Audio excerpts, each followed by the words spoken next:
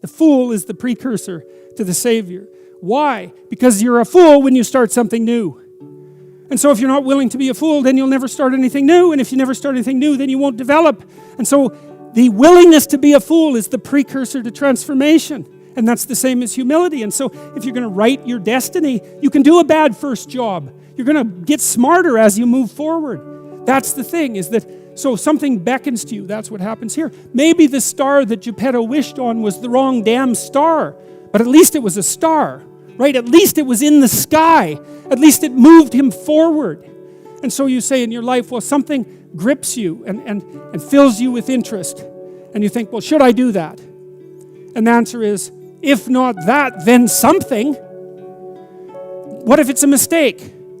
It's a mistake. Rest assured. What do you know? You're going to stumble around, right? And what's going to happen is this. You're going to not stay in stasis. You're not going to wander around in circles. And I see people like that. They said, well, I never knew what to do, and now I'm 40. It's like, that's not so good. That's not so good. And you might say, well, and there is a literature, too, that suggests that people are a lot more unhappy when they look back on their lives about the things they didn't do than they are about the mistakes they made while they were doing things. And so that's really worth thinking about too, because there's redemptive mistakes. And a redemptive mistake would be a mistake that you make when you go out and try to do something. You know, you think, okay, I'm going to try to do this. And you're not good at it. You make a bunch of mistakes. It's like, what's the consequence if you pay attention? Is you're not quite so stupid anymore. That's the thing, is you've been informed by the results of your errors. And so what happens is you follow the beacon, you follow the light.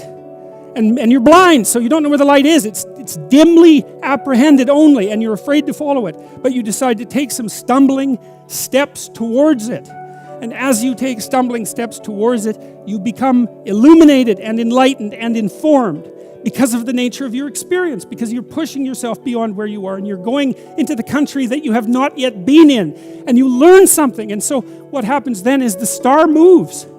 You move 10 feet towards it and you think, no, that's not right. I didn't get it right. It isn't there. It's actually there. And so then you see it somewhere else and you shift yourself slightly and you move forward. And that's what happens, is that you continue as you change. The thing that guides you forward moves, right? It's like God in the desert in Egypt, the pillar of light that you're following. It's moving. It's not a permanent thing. You move towards it, it moves away, it guides you forward. And so you say, well, is what I'm aiming at paradise itself? And the answer to that is no, because what do you know? You couldn't see paradise if it was right in front of you, but you might get a glimmer of it. And so you move towards it and you grow. And then the next time you open your eyes, you see a little bit more clearly. And that's what happens, is that just happens over and over, right? It keeps moving. And so you move like this. But the thing that's so cool is that all those zigs and zags, you say, and each of those zags and zigs is a catastrophe. I hit a wall, my God, and then I had to die a little bit, and I barely got back up. It's a phoenix transformation at each turn, and it's painful. But the thing is that even though you've traveled 20 miles, let's say, on that road, and you've only moved 3 miles forward, you've moved 3 miles forward. Instead of falling backwards, because that's the thing too, is that if you stand still, you fall backwards. You cannot stand still, because the world moves away from you if you stand still. And there's no stasis, there's only backwards. And so if you're not moving forwards, then you're moving backwards. And that's more of the underlying truth of the Matthew principle. To those who have everything, more will be given. From those who have nothing, everything will be taken. It's a warning.